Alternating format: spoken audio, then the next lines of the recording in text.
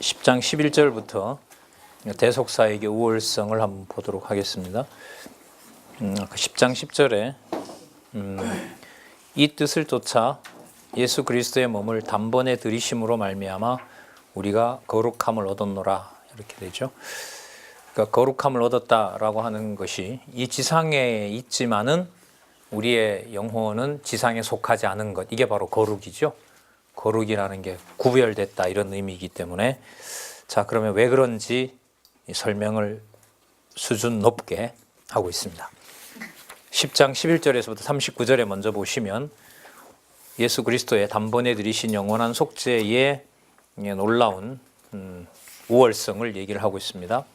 10장 11절부터 14절까지 그리스도의 영원한 제사로 거룩하게 된 자를 영원히 온전케 했다 이런 말씀이 여기 나옵니다. 그 영원히 온전케 했다는 말은 시간 세계 속에서 했기 때문에 그렇다는 것이 아니라 이 비밀이 창세전에 그리스도 안에서 이미 확정되어 있던 것을 지금 분명히 성취해 줬다 이런 의미로 보시면 될 것 같아요.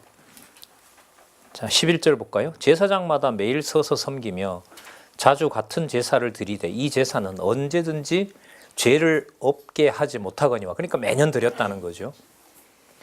오직 그리스도는 죄를 위하여 한 영원한 제사를 드리고, 자, 하나님 우편에 앉으사 제사직과 왕직을 같이 보여주세요. 잘 보세요. 13절.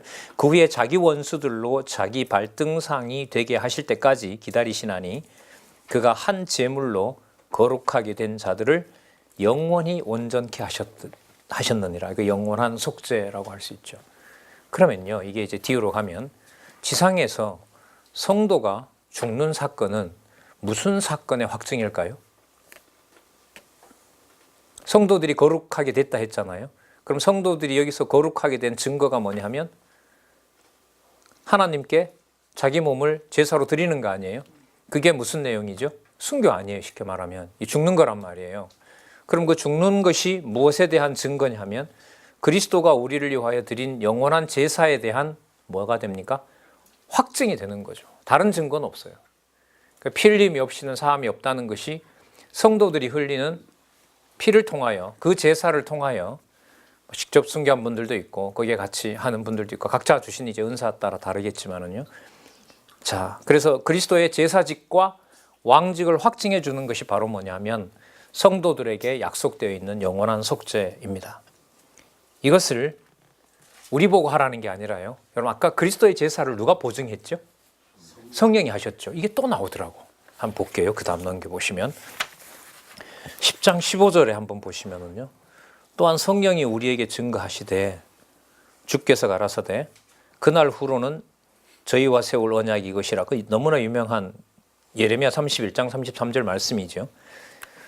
같은 내용으로 보더라도 참 많이 인용되고 있는 구절이죠. 예레미야가 내 법을 저희 마음에 두고 저희 생각에 기록하리라 하신 후에 또 저희 죄와 저희 불법을 내가 다시 기억하지 아니하리라 하셨으니 이것을 사하셨은즉 다시 죄를 위하여 제사 드릴 것이 없다. 제사 끝났습니다.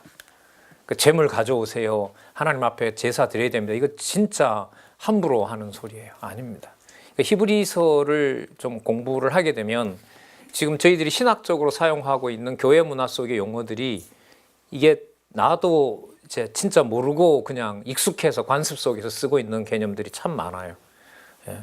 그러니까 그럴듯하지만 따지고 보면 근거가 없고 성경의 뜻과는 반대로 쓰는 개념들이 많죠.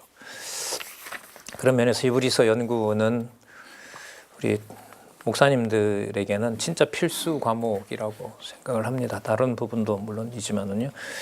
그러므로 이제 성도의 삶이라는 것이 영원한 속죄 제사의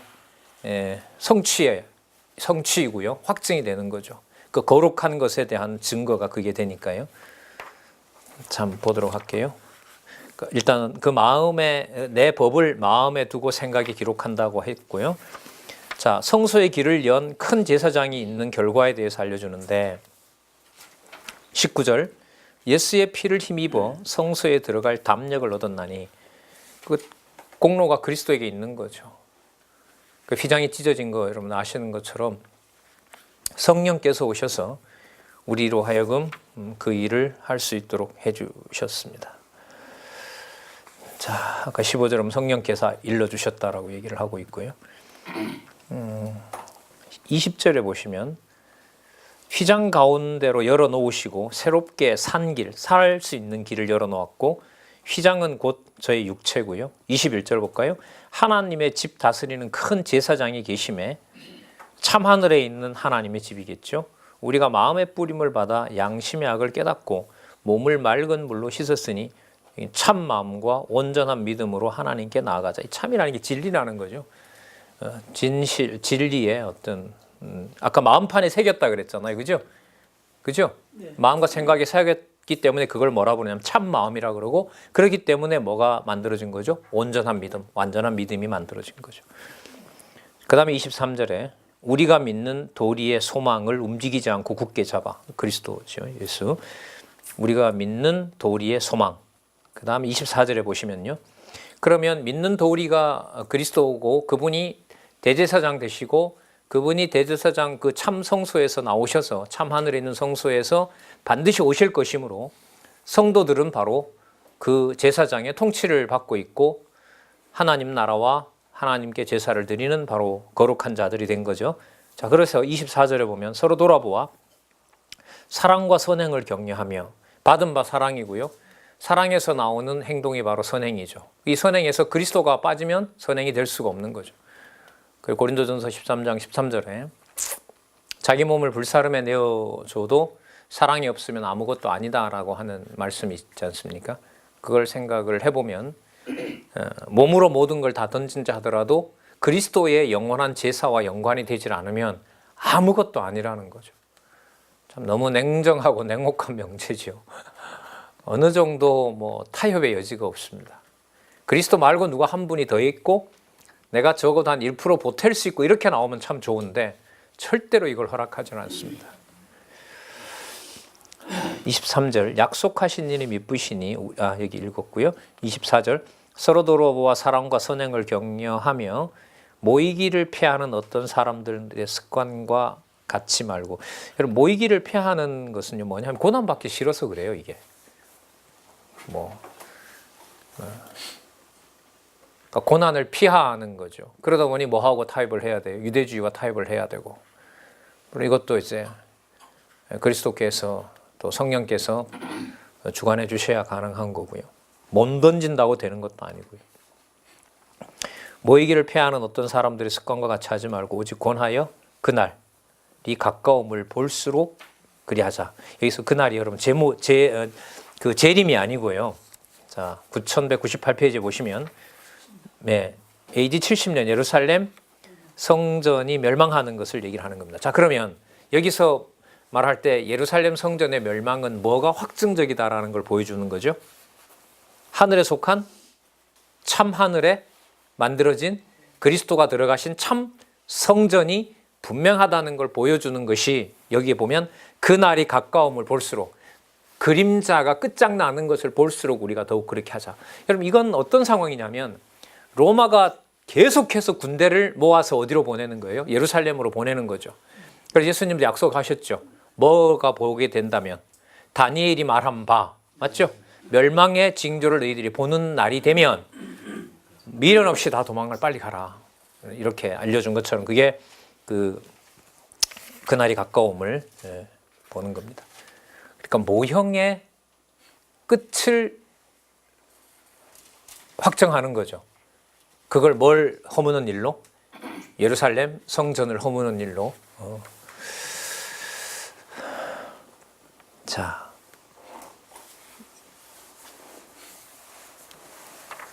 예루살렘 성전을 허물면서 유대와 이방이 함께하는 참 하늘에 속한 하나님의 참 성전인 교회를 짓도록 하시는 것이 바로 거룩함의 증거이죠. 거룩함을 우리가 성도라고 하지 않습니까?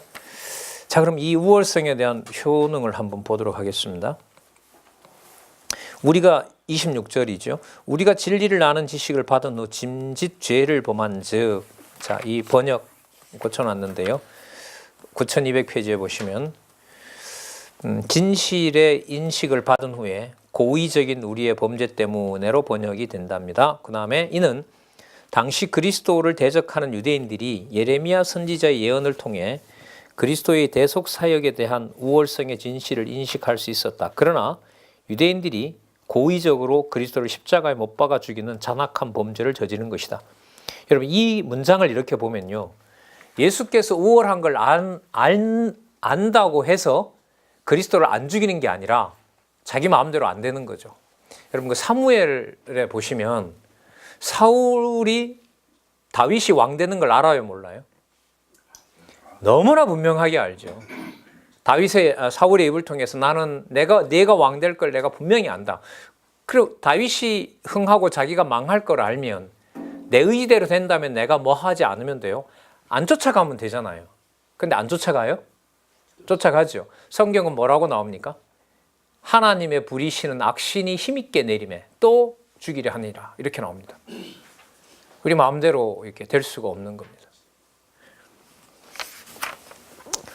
자, 진리를 아는 지식을 받은 후, 그러니까 예수가 누구임을 그리스도로 알고 난 다음에도 그 그리스도를 버리게 되면 돌아올 수 있는 법이 없다는 거죠. 그래서 요한복음에 예수님께서 뭐라고 하시냐면, 나를 부정하는 것은 아직까지도 기회가 있다. 그런데 누가 온 것을, 성령이 왔을 때 부정을 하면 이 사역의 마지막이기 때문에 돌이킬 방법이 없다. 이건 멸망밖에 남아 있는 게 없다는 거죠. 그래서 이 유대인들에게 참 이게 무서운 건데, 베드로가 말씀을 전할 때 여러분 3,000명, 5,000명 돌아왔잖아요. 근데 그로부터 한 15년인가 13년인가 흘러서 사도 바울이 예루살렘에 왔을 때는 예루살렘 교회가 뭐 했습니까? 모세의 것도 지켜야 된다. 그 중간 지점에 있는 게 뭐냐면요, 사도행전 15장에 나오는 예루살렘 교회가 이방의 목배인 것을 하도 진려하니까 거기에 4가지 안식일 지키는 거 이런 거 있잖아요. 그 유대인들이 너무 힘들어한단 말이에요. 그러니까 이방인들이 거기에 동의를 해줍니다. 근데 그게 이른바 우리가 말하는 건덕 차원에서 율법이 아니라 그게 그렇게 돼야 되는데 그게 어떤 방향으로 흘러가요? 그게 법이 돼버려요.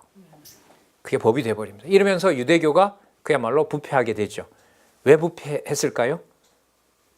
그 유대인들이 지금 여기 있는 대로요, 짐짓 알고도 범한 이자들이 기독교를 어느 정도 알고 사도 바울과 같은 사도들이 전하는 복음을 어느 정도 분명히 어느 정도 알아야 탄압할 수가 있잖아요. 그죠?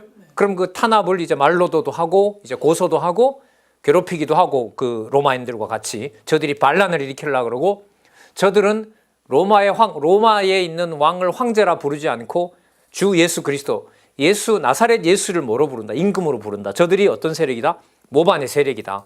그래서 유대인들, 개종했지만 다시 돌아간 유대인들과 로마가 그리스도인들을 박해를 하기 시작하는 거잖아요. 적어도 역사적으로 보면 그 밀라노 그 칙령 나올 때까지 한 313년인가 그렇죠. 그렇게 오랜 동안 이제 박해가 시작이 되지 않습니까? 유대인들이 여러분 그렇게 해서 예수를 뭐 해줘야? 쫓아보내야 어디에 교회 가서요? 이방의 교회 가서요. 이게 하나님 하시는 주권입니다.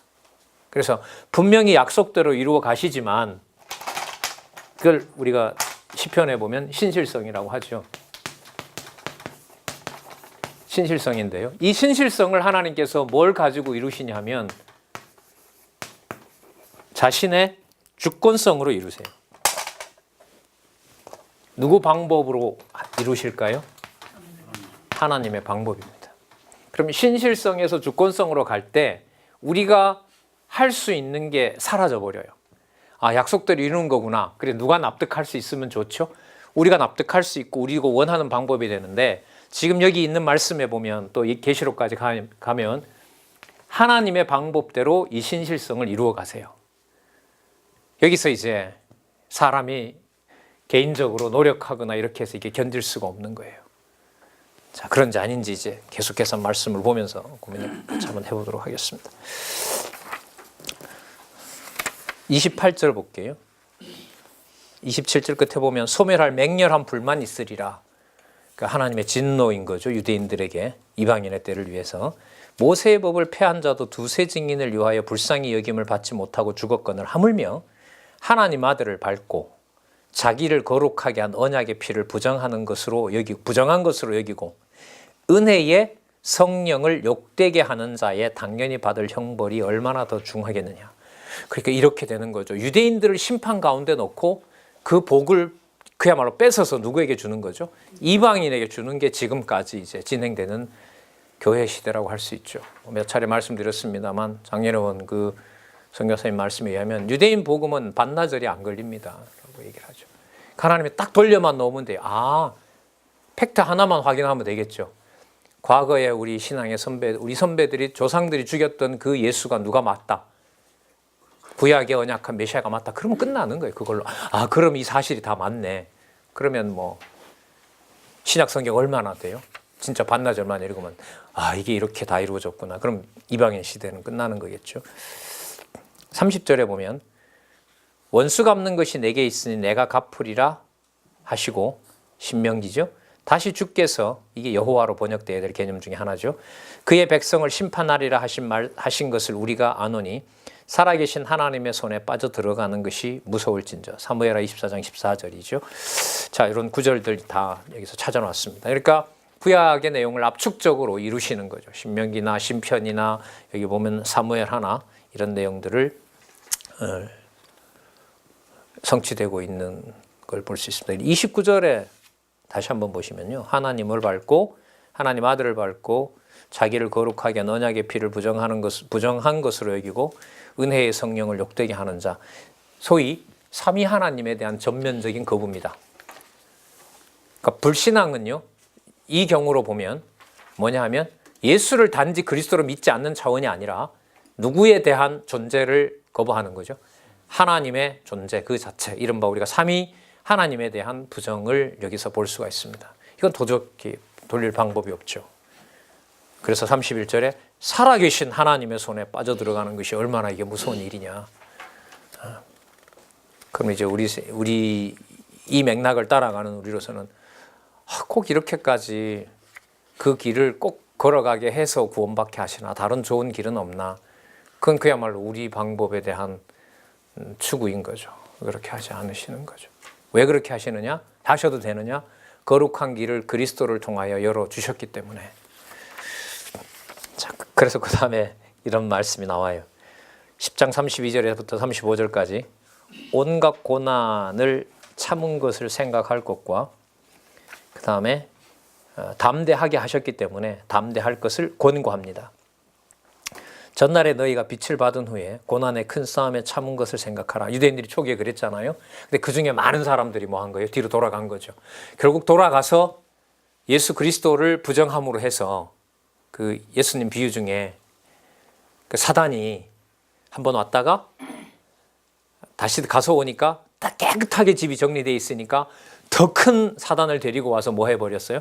더 망쳐버렸다고 나오잖아요. 그러니까 복음의 맛을 받고 예수가 진짜 메시아가 맞네 라는 건데, 그런데 저것 가지고는 안 되지. 어떻게 이방인과 우리가 하나가 돼? 말이 안 되지. 우리는 여전히 모세법을 지켜야지. 그게 얼마나 무서운 일이고 얼마나 하나님에 대한 반항이고 하나님에 대한 그 대적 행위인지를 여기서 지금 알려주고 있는 거죠. 자, 그래서 33절에 거기에 또 견딘 자는 비방과 환난을 겪었고요. 사람들에게 구경거리가 됐고 이런 형편에 있는 자들로 사귀는 자가 되었으니 너희가 갇힌 자를 동정하고 너희 산업을 빼앗기는 것도 기쁘게 당한 것은, 여러분 이게 데살로니가 성도들이었어요. 앞부분에 얘기를 한다면 너희 이런 형편에 있는 자들, 너희 산업을 빼앗기는 것도 기쁘게 당한 것. 유대인들로 말하면 로마가 가져가는 세금과 같은 것들이겠죠.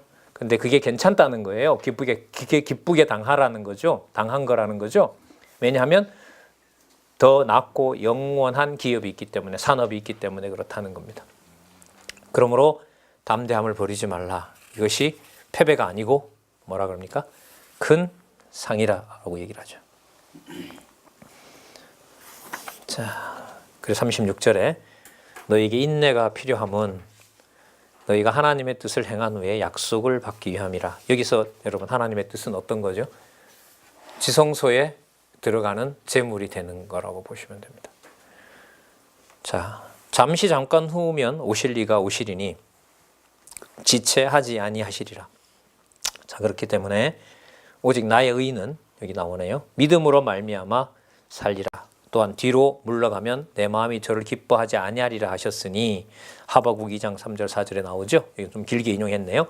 그런데 우리는 뒤로 물러가 침륜은 멸망입니다. 멸망에 빠질 자가 아니요 오직 영혼을 구원함에 이르는 믿음을 가진 자니라.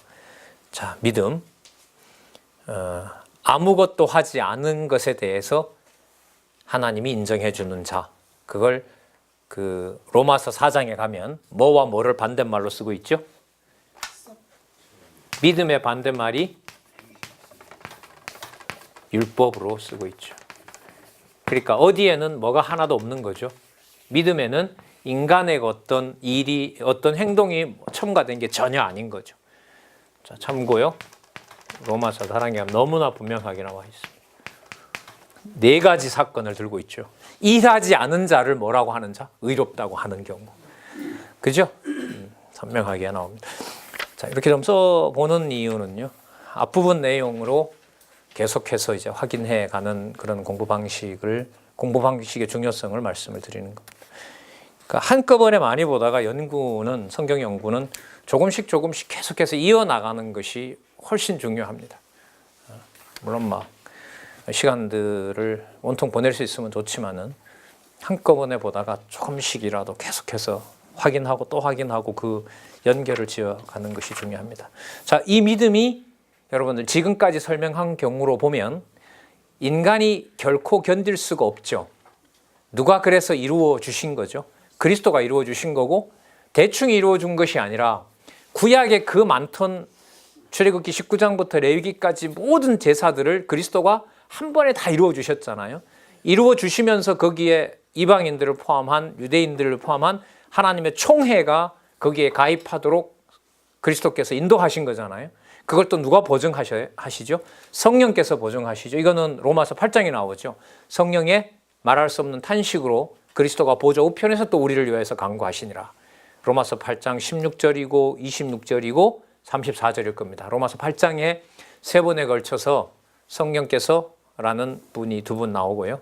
하늘에 계신 우편에 그리스도가 우리의 기도를 보증한다라는 것이 또 한 번 나오죠. 자, 거기에도 나오지만 지금 여기서 더 확증이 되어 있죠. 확증을 해주셨습니다.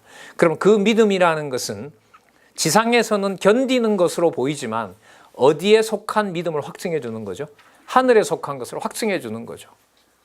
그래서 여러분들 성경 개론의 이 구조를 설명할 때 단계 올라가는 것이 바로 뭐냐 하면 창세전 영원한 하나님의 존재로 접속하는 다리고 코드다, 이런 말씀을 몇 번 드린 적이 있습니다. 그러니까 성경을 평면적으로 보면 이어가는 거고요. 평면적으로 이어가면서 내용을 여호와 중심으로 보게 된다면 어디로 가는 거죠? 창세전 하나님 영원한 처소, 여기 보면 참하늘, 바로 여기에 속한 성도로서의 그 뭐라 그럴까요? 위대함, 뭐 결코 비교할 수 없는 바로 그런 성도의 자리에다가 여러분들과 저를 데려다 놓고요. 그 가장 구체적인 증거가 내 몸으로 난, 또 육신의 자녀를 통해서 낳게 되는 거기서부터 출발한다라는 거. 그게 여러분 이제 히브리서를 공부하고 가정교회로 우리가 생각을 할 수가 있으면은 이건 가장 복된 깨달음이라고 저는 생각을 합니다. 가정 자체의 중요성을 말하는 게 아니라요. 하나님을 배울 수 있는 장면이 바로 거기서부터 시작된 거기 때문에. 자, 그럼 이제 아까 믿음이라 했잖아요. 거기 연결고리가 되어서. 그럼 그 믿음은 어떤 것인지 이제 13장까지 복음의 신앙상의 우월성에 대해서 얘기가 나옵니다. 처음에 보시면 신앙 행위의 우월성을 말하고 있습니다. 11장 1절에서부터 7절 9210페이지에 족장들 셋을 소개합니다. 새 언약의 믿음으로 의의 후사가 되었다는 것을 밝혀줍니다. 믿음은 바라는 것들의 실상이요. 실체다, 이런 말로 읽으셔도 돼요. 우리가 하는 말 좀 무게 있게 약간 개념으로 쓴다면 실체, 이런 말로 쓰면 될 것 같습니다. 그러니까 바라는 것들이 실체로 온 거고요. 하지만 보지 못했지만 뭐예요? 증거했다는 것이 바로 믿음입니다. 구약을 예로 들죠. 이스라엘 백성으로 말하면 바로 자기네들 선배들이라고 할 수가 있겠죠. 보지 못한 것들을 증거했다. 그러니까 이 수준은 뭐냐면 단지 올 것이다라가 아니라 뭐 한 거죠? 확증해 놓았다, 이런 말이 됩니다. 확증해 놓았다. 아브라함부터 시작해서 뭐 그 전에 아담부터 시작해서 언약의 자손들은 시간으로 보면 장차 오실 분이지만 잘 보세요. 뒤로 돌아가면 언제부터? 그 창세 전부터 이렇게 되는 거죠. 그러니까 이 시간을 뛰어넘는 거죠. 그러니까 앞으로 강조를 함으로써 앞으로 분명히 오신다는 약속을 확증해 주는 것도 되지만 뒤로 돌아가서 생각을 해보면 이미 어디에 확정되어 있는 창세전에 확정되어 있는 이게 여러분 교회인 거 아니겠습니까? 자, 볼까요? 어떻게 나왔는지. 3절에 믿음으로 모든 세계가 하나님의 말씀으로 지어진 줄을 우리가 아나니 보이는 것은 나타난 것으로 말미암아 된 것이 아니니라. 자, 만들어졌기 때문에 있는 게 아니라는 거죠. 믿음으로 아벨은 가인보다 더 나은 제사를 하나님께 드림으로 의로운 자라 하는 증거를 얻었으니 하나님이 그 예물에 대하여 증거하심이라. 저가 죽었으나 그 믿음으로써 오히려 말하느니라. 우리는 죽으면 끝난다고 알고 있지만 죽음이라는 것 자체가 여러분 앞부분에 뭐가 설명이 됐죠?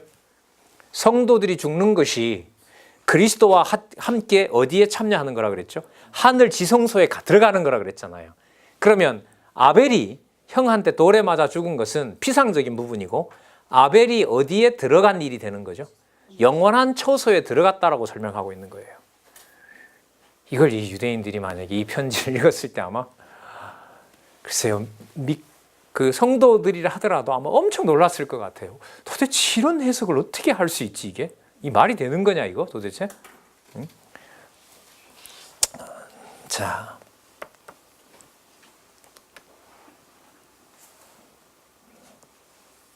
(5절에) 보시면요.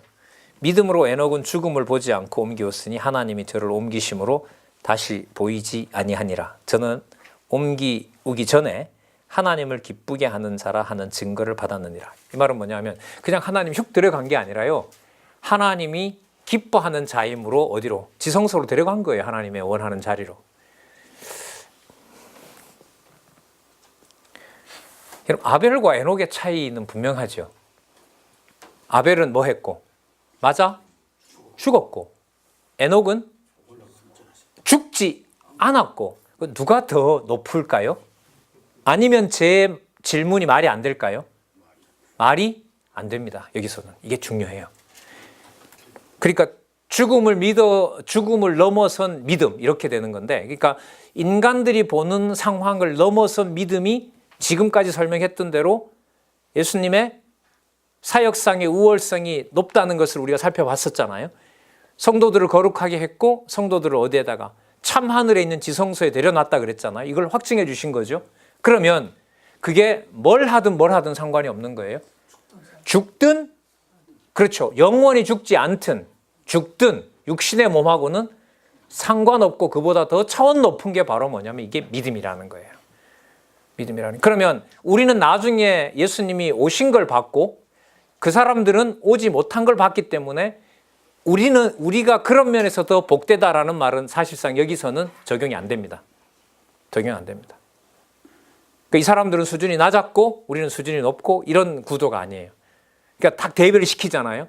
형한테 맞아 죽은 아벨이나 죽지 않고 승천해서 들어간 거나 방식의 차이가 다를 뿐이지 두 사람 다 어디에 간 거죠? 하늘에 있는 지성소에 들어가 있는 겁니다. 베드로 후서에 가면 왕 같은 제사장 되는 거죠. 왕이기 때문에 아까 뭐가 될 수 있다 그랬죠? 제사장 될 수 있다고 말씀을 드렸잖아요. 그래서 요 방식을 이게 처음에 이렇게 나오잖아요. 그러니까 에녹의 방식이든 아벨의 방식이든 에녹의 방식이든 본질은 뭐다? 땅에 속하지 않은 믿음이, 땅에 속한 믿음이 아닌 어디에 있는 하늘에 속한 믿음, 그 믿음의 실체, 하늘의 기업, 거룩한 자 된 거, 그리스도와 함께 지성소에 들어가서 보좌 우편에서 뭐 한다 그러죠? 왕노릇하리로다. 요한계시록에 나오죠. 곳곳에 나옵니다. 그러니까 우리가 이미 우리 영혼이 어디에? 그리스도와 더불어서 우편에 뭐 하고 있어요? 통치하고 있고 때가 되면 오셔서 지상에서 천년왕국 이루시고 나중에 영원한 통치로 이어지게 되는 겁니다. 그래서 이 부분요. 맞아 죽은 아벨과 죽지 않고 데려간 에녹이나 지금 여기서는 누구 수준이 높고 낮고 이런 경우가 아닙니다.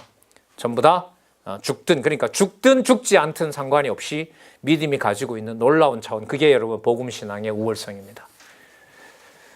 그러니까 여러분 이게 여러분들과 제가 또 이렇게 사역도 하고 또 혈육으로 보면 낳기도 했던 바로 그 가정교회를 비롯한 은사교회나 양육교회의 성도들의 실체입니다. 자, 6절에 보시면, 자, 어쨌든 살아있든 죽어있든 6절에 믿음이 없이는 기쁘시게 못하나니 하나님께 나아가는 자는 반드시 그가 계신 것과 그가 자기 일을 찾는 자들에게 상 주시는 이심을 믿어야 할지니라. 아주 강하게 주장을 하고 있죠. 반드시 그가 계신 것과. 그러면 여러분, 그리스도를 믿다가 죽잖아요. 예를 들면 죽었어요. 그러면 인간적으로 생각을 하면 하나님이 살아계시면 내가 어떻게 하지 말아야지, 죽지 말아야지라고 하는 건데, 지금 이 본문은 반대로 얘기를 하고 있죠. 아벨은 피로서 증거하기 위해서 자기가 피를 흘린 것이 그 피가 의로운 피고 이 피 때문에 누구한테 갈 수 있다? 하나님의 지성소에 갈 수 있다라고 한 거기 때문에 아벨이 흘린 피가 오히려 뭐 한다? 내가 지성소에 있다는 것을 확증해 주는 증거라는 거죠. 그런데 그 믿음을 누가요? 하나님께서 반드시 보호해 주셔야 된다. 이게 이제 복음신앙의 월성이라고 할 수 있습니다. 그리고 7절에 보면 노아 얘기를 하네요. 노아는 아직 보지 못한 이 일에 경고하심을 받아 경외함으로 방주를 예비하여 그 집을 구원하였으니 이로 말미암아 세상을 정죄하고 믿음을 쫓는 의의 후사가 되었느니라. 앞부분에 나타났던 장차 오실 그리스도에 대해서, 그리고 이미 받은 유업에 대해서 어디에 있는? 하늘에 있는 그 유업을 쫓아가는 것이 바로 노아다. 자, 그 다음에 아브라함과 사라를 예로 들고 있죠. 자, 8절에 보면 믿음으로 라고 계속 강조합니다. 9절에도 보면 믿음으로 이렇게 나옵니다. 10절 보겠습니다. 11장 10절. 이는 하나님의 경영하시고 지으실 터가 있는 성을 바랐습니다. 뭐 내용으로 보면 여러분 이게 이제 그 가나안이겠지만은 지금 여기서는 그 믿음의 본질을 그게 아니라 어디에 있는? 하늘에 있는, 그죠? 하늘에 있는 하나님의 경영하시고, 경영이라는 말은요 쉽게 말하면 설계도 같은 거예요. 설계도. 그러니까 하나님의 그 계획 속에 있는 어디에 속한 성전? 하늘에 속한 성전. 그걸 얘기하는 게 경영이고요. 그 경영한 것이 실제로 집을 지어요. 그게 지으실 이런 말입니다. 지으실 터가 있는 어디를 바라봤다? 성을 바라봤다. 그래서 여러분 뭐와 대조시키는 겁니까? 지상에 있었던 그 성에 그건 모형이었고, 그게 아니라 참 재밌죠. 여기서 보면 아브라함과 이삭이 뭘 본 거죠? 가나안을 보면서 뭘 봤다는 거예요? 하늘에 있는 성을 봤다는 거죠. 야곱은 그걸 좀 보여줬죠. 뭐 할 때? 그렇죠. 형하고 아버지를 속이고 도망갈 때 한번 보여줬고, 또 올 때 에서가 죽이려고 나왔을 때 너 안 죽는다고 하나님이 씨름까지 하면서 천사들이 오리락내리락 하는 그 자리를 보여줬던 거죠. 그러니까 어디에 속한 땅이 맞는 거죠? 가나안은 하늘에 속한 것에 대한 모형이었다. 이걸 지금 여기서 설명을 합니다. 그러니까 지금 우리 지난 시간부터 살펴봤지만은 이건 구약에 대한 본문에 대한 철저한 어떤 이 뭐라 그럴까요? 기억이나 이런 게 바탕이 안 되면 이걸 그냥 그런 게 나왔는가 보다가 돼요. 근데 우리가 구약을 여기서 바탕을 가지고 공부를 하게 되면 요 부분까지는 선명한데 그 다음에 그 내용이 어디에 있는 거였구나. 하늘에 속한 신령한 거였구나. 이렇게 확증이 되는 거죠. 자, 12절에 보시면은요. 죽은 자와 방불한 사람으로 말미암아. 여러분 그 누구겠어요? 할머니 사라와 할아버지 아브라함을 얘기하는 거겠죠. 그래서 저기 보면 여러분 그 수식어가 뭐와 똑같아요? 죽은 자와 방불하다는 거죠. 그러니까 더 이상 뭘 낳을 수 있는 나이가 아니에요. 자녀를 낳을 수 있는 나이가 아니잖아요. 그러니까 살았지만 뭐 한 거예요? 자녀로 보면, 자녀 생육으로 보면 죽은 몸이나 다름없다는 거잖아요. 그런데 뭘 잃지 않았다? 반드시 하늘에 속한 자녀를 준다는 약속이 흐려지지 않았다. 아브라함이 잘해서요? 아니죠. 구약에 가면 잘한 거 하나도 없습니다. 다 계속 실수하죠. 믿음은 선물이다라는 것을 우리는 거기 가서 또 확인할 수 있습니다.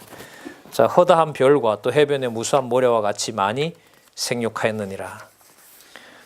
자, 그러면서 이제 13절에 가면 믿음을 따라 죽었고 약속을 받지 못하였으되 그것들을 멀리서 보고 환영하며 외국인과 나그네로 살았고, 14절에 본향을 찾는 것을 나타내주고 있고, 16절에 저희가 이제 더 나은 본향을 사모하니, 자, 이게 나오네요. 어디에 있는 거? 그렇죠. 에녹이 승천한 그곳 맞죠?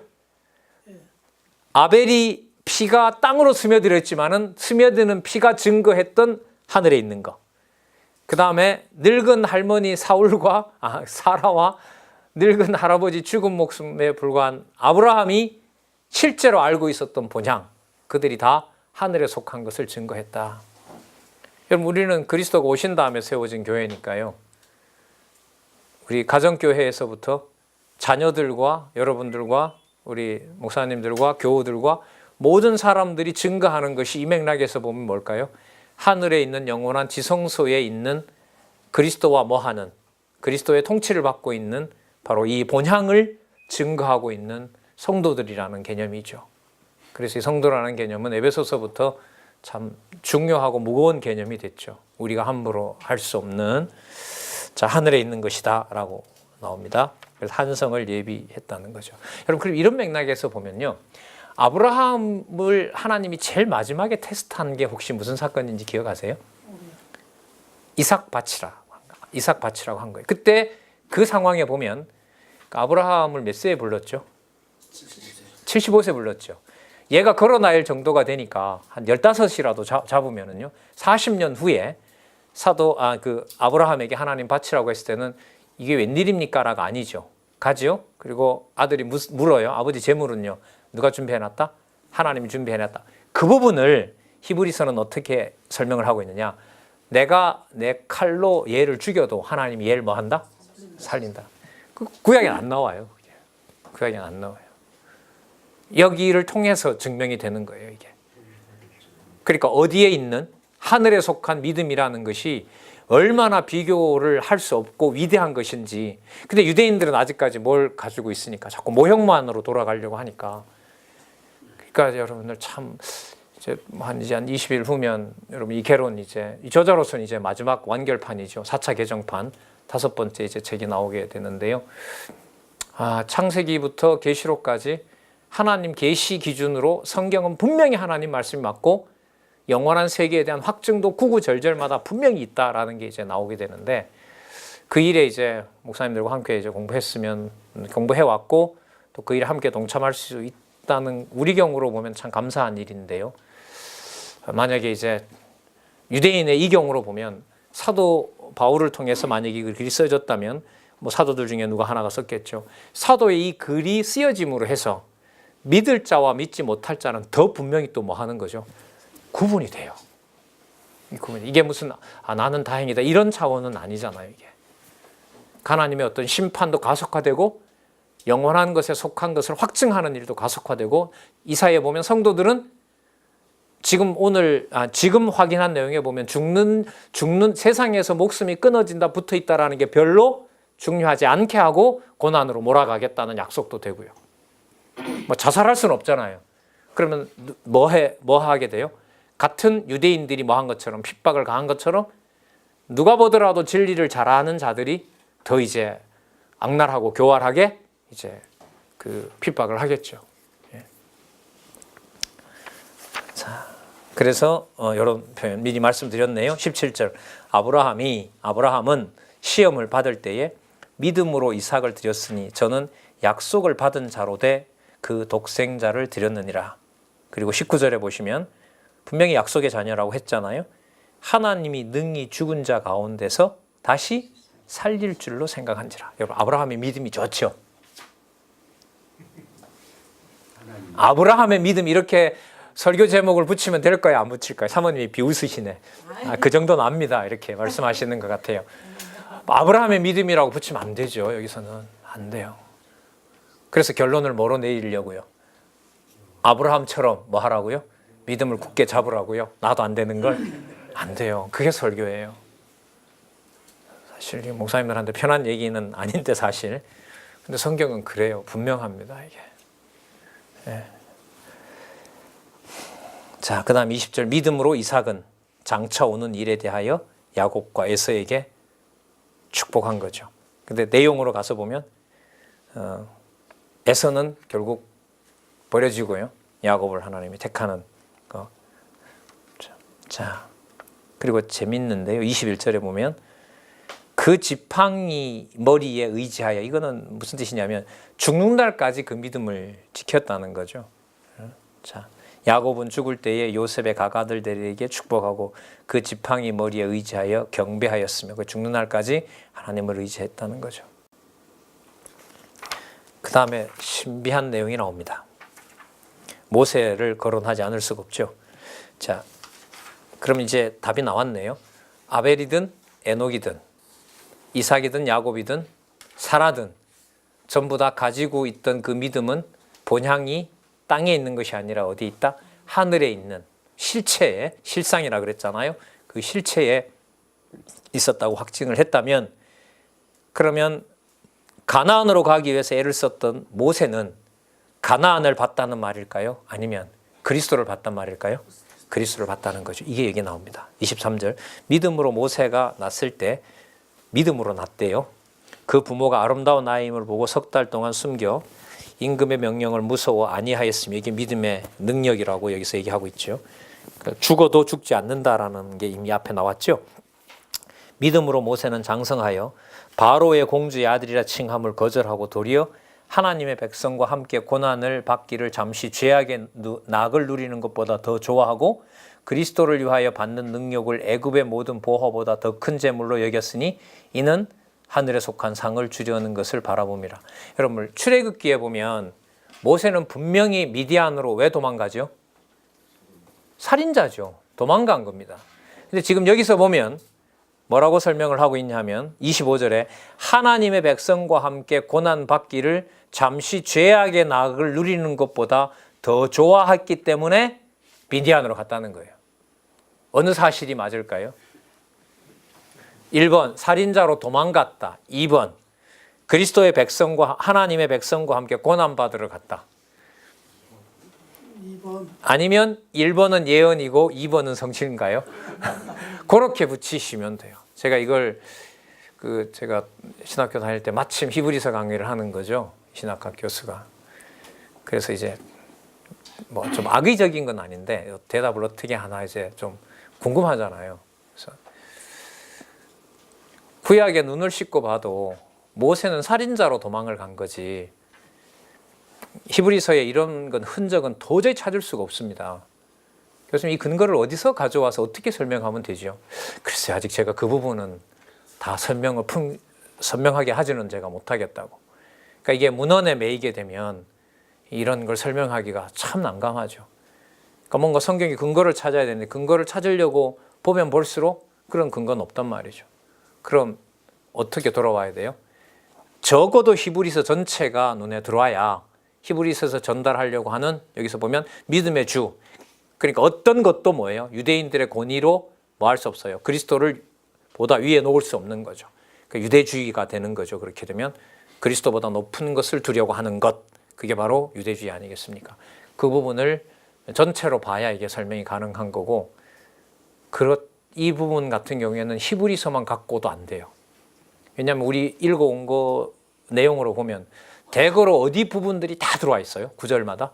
구약을 너무나 단단하게 베이스를 깔고 있어요. 그렇다면 이 말은 뭐냐면, 이 저자도 늘 강조하죠. 알면 다 알고 모르면 다 모른다라는 그 성경 해석의 원칙처럼 창세기부터 적어도 이스라엘 전체 역사와 관련된, 그리고 또 선지서에 가서 모형을 버리고 이제는 실체적인 언약을 이루겠다고 하는 것까지 어느 정도 바탕이 되어야 이건 단단하게 설명이 될 수 있는 거죠. 자, 그리스도를 위하여 고난받는 것을 더 즐거워했다라는 내용입니다. 그래서 27절에 보면요, 믿음으로 애굽을 떠나 임금의 노함을 무서워 아니하고, 여러분 무서워서 도망간 거 아닌가요? 그죠? 구약에 보면. 근데 여기 보면 임금의 노함을 무서워 아니하고, 물론 이제 돌아왔지만 여러분 이것도 그래요. 그 애굽으로 가서 구해오라고 하니까 모세가 예, 명령 맡으십시오. 간다 그랬어요? 안 간다 그랬어요? 안 간다 그랬지. 이게 안 맞아요. 이게 모세 사건하고 안 맞는단 말이에요. 그러니까 여러분 표면적으로만 보던 유대인의 상식을 가지고 이 히브리서를 어떻게 읽을 수 있겠냐. 지금 이렇게 제시를 해버리면. 근데 이게 맞다는 거 아니에요. 이게 진리다. 히브리서 제일 마지막 장 마지막 절에 뭐가 나오냐면 지금까지 말한 게 진리입니다. 이렇게 또 못을 박아요. 참. 무서워 아니하고 곧 보이지 아니하는 자를 보는 것 같이 하여 참았으며, 그 인내라는 게 계속 연결이 되죠. 믿음으로 유월절과 피 뿌리는 예를 정하였으니 이는 장자를 멸하는 자로 저희를 건드리지 않게 한 것이며, 믿음으로 저희가 홍해를 육지같이 건넜으나 애굽 사람들은 이것을 시험하다가 다 빠져 죽었으며. 자, 그 다음에 누구를 소개하죠? 기생 라합을 소개하죠. 그럼 기생 라합이 좋은 여자입니까? 나쁜 여자입니까? 그 민족으로 보면 아주 나쁜, 목사님이 연이라 했어요. 제가 안 하고. 나쁜 여자죠. 자기 민족을 팔아서 정탐꾼들을 숨겨주고, 그래서 자기는 생명을 유지하고 이렇게 되는 거죠. 근데 이걸 성경은 뭐예요? 아까 모세가 비겁하게 도망친 것이 그리스도를 위하여 고난을 받는 것을 준비하는 거고, 그걸 실행했다고 하는 것처럼, 자, 31절에 보면 믿음으로, 계속 믿음이에요. 자, 믿음으로 기생 라합은 정탐꾼을 평안히 영접하였으며 순종치 아니한 자와 함께 멸망치 아니하였도다. 그리고 사사기서 쭉 얘기하죠. 기드온 바락 얘기하고요. 그 다음에 사무엘과 선지자들의 일, 여러분 선지자의 일들은 이사야부터 말라기까지겠죠. 그럼 여러분 32절 내용은 전부 뭘 거론하는 걸까요? 창세기부터 말라기까지 전부 다가 믿음인데, 그 믿음의 본향은 어디에 있는 것이다? 그게 하늘에 있는 것이었다. 앞부분으로 돌아가서 에베소서에 보면 언제요? 창세전에 그리스도 안에서 하나님의 영광에 찬송이 되게 하시려고 수립해 놓으신 하나님의 교회, 바로 또 아담과 하와로부터 시작하는 그 가정교회로 드러나는 바로 그 교회를 말하고 있는 거겠죠. 33절, 저희가 믿음으로 나라들을 이기기도 하며 의를 행하기도 하며 약속을 받기도 하며 사자들의 입을 막기도 하며 불의 세력을 멸하기도 하며 칼날을 피하기도 하며 연약한 가운데서 강하게 되기도 하며 전쟁에 용맹되어 이방 사람들의 진을 물리치기도 하며. 여러분, 이러한 해석을 통해서 그 모든 구약의 사건들이 예수님이 말씀하신 것처럼 누구에 관해서 기록한 것이다? 나에 관해서 기록한 것이다. 그럼 지금 이게 여러분 투쟁을 통한 성취니까요. 이 서술들이 보면 뭡니까? 전부 투쟁과 관련된 게 맞죠. 그러면 투쟁을 통한 성취 중에 그리스도보다 높이 아브라함을 놓으면 안 되죠. 아벨도 높이 놓으면 안 되죠. 맞죠? 아브라함 높일 수 없죠. 앞부분에 모세도 이미 떨어뜨렸고 천사도 떨어뜨렸고 아론도 다 떨어뜨려놨잖아요. 근데 떨어뜨려 놓는 것이 그게 손해냐? 그게 아니라 땅에 있는 걸 포기하고 어디에 있는? 하늘에 있는 것으로 접속시키려고 하는 것이다. 그걸 받아들이지 않으면 안 된다. 살 방법이 없다. 그러면서 이제 이게 딱딱한 것이고 하늘에 속한 것이기 때문에 잘 알아들을 수도 없는 거지만 하나님께서 기록하게 한 내용으로 여러분에게 전하는데, 분명한 사실은 우리가 봤던 것들은 다 모형이다. 하늘에 있는 것이 아니다. 자, 아까 여러분 죽는 거나 죽지 않는 거나 하늘에 속한 것으로 가는 방법이 다를 뿐이라고 얘기했었죠. 자, 35절부터 한번 보도록 할게요. 35절부터. 여자들은 자기의 죽은 자를 부활로 받기도 하고, 자, 여러분 사르밧 과부나 수뎁 여인 경우로 지금 여기서 증거를 하고 있습니다. 아까 왜냐하면 구약 성경이 나왔기 때문에. 또 어떤 이들은 더 좋은 부활, 영원한 부활이겠죠. 더 좋은 부활을 얻고자 하여 악형을 받되 구차히 면하지 아니하였으며, 엘리야, 엘리사가 잘 견디는 것처럼 보이고 예레미야가 잘 견디는 것처럼 보이고 에스겔이 잘 견디는 것처럼 보이는데, 지금 여기서 보면 그걸 누가 주관해 간다는 거죠? 그 믿음의 주가 누구라는 거죠? 예수라는 거죠. 어디에 있는? 하늘에 있는. 하늘에 있는 예수께서 믿음의 주가 되셨으므로 아벨도 그렇게 죽게 했고, 죽을 수 있는 힘을 줬고, 아브라함도 이삭을 죽이면 다시 뭐 할 걸로? 살릴 것으로 믿게 했고, 기생 라합도 자기 민족을 배신했지만 기생 라합의 눈에는 어디에 있는? 하늘에 있는 성전이 보였고, 거기에 맞춰서 지금 쫙 설명을 하는 겁니다. 지금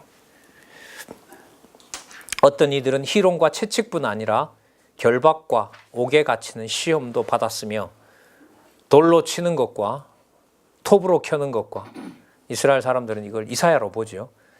그 히스기야 아들 므낫세에 의해서 그렇게 죽었다고 하고요. 시험과 칼에 죽는 것을 당하고 양과 염소 가죽을 입고 유리하며 궁핍과 환난과 학대를 받았으니, 여러분 아까 아벨과 에녹의 방식의 차이라고 하는데 여기서는 더 벌려놨어요. 그럼 무슨 뜻일까요? 어떤 방식의 어떤 고난을 당한다 하더라도 그 모든 것이 어디에 있다는 확증이다. 하늘에 있는 지성소에 가 있다는 확증이다. 그리스도에게 믿음의 주가 되시는 그리스도에게 있다는 확증이다. 그게. 그러면 여러분 말을 결론을 안 내려 그렇지 뭘 할 수밖에 없다?